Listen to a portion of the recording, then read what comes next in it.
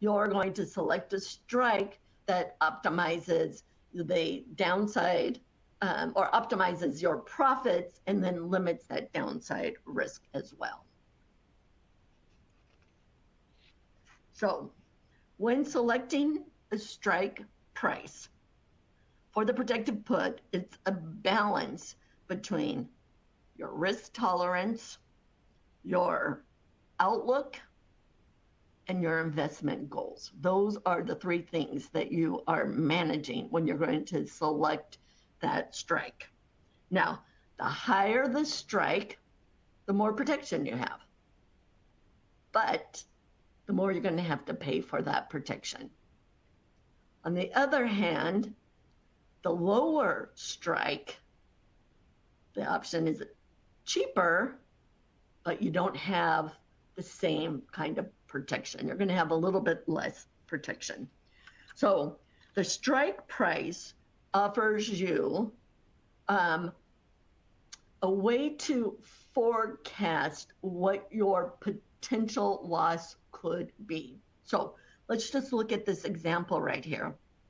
If I own stock at 100, and let's say I am like not hearing good things. I want 100% of my risk. I want to eliminate all my downside risk.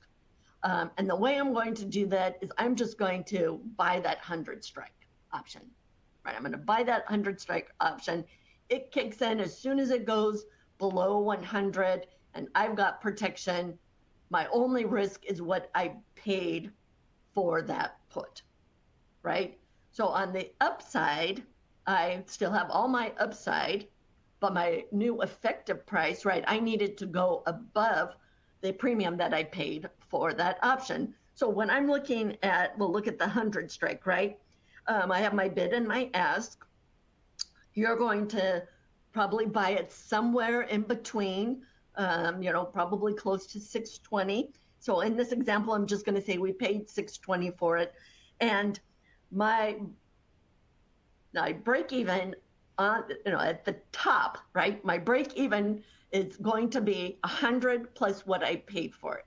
So it's going to, my break even point is $106.20. And above that price, if it goes to infinity and beyond, you've made infinity on that. On the downside, even though it kicks in at 100, right, your loss on that will be $6.20. But that's it, right? So you've got the protection on the downside. You paid $6.20 so that you don't have any risk on the downside. On the other hand, if we go down and let's just say I am willing, paying $6. I'm not sure about that. That's a little expensive. I'm willing to take some risk in this. So what I'm going to do is I'm going to look at that 90 strike. So we're just going to go straight to the 90 strike. I'm okay with taking 10% risk on the downside. If the stock goes down 10%, I'm okay with losing that $10.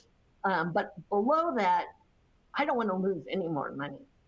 So if it goes below 90, I'm protected. That protection looks like the difference between my strike of 100, the price that I paid for the stock at 100, my strike price 90. So that's my risk right there, plus whatever I paid for that option. So on the downside, effectively, I've covered all my risk after $90, and I essentially am paying $12.30 for that. That's what I'm paying. And I'm out. That's the most that I can lose on that particular trade. On the upside, right, I still can make infinity and beyond, but I still have to clear that $2.30. So I need the stock to go above $102.30. If it closes anywhere between 90 and 100,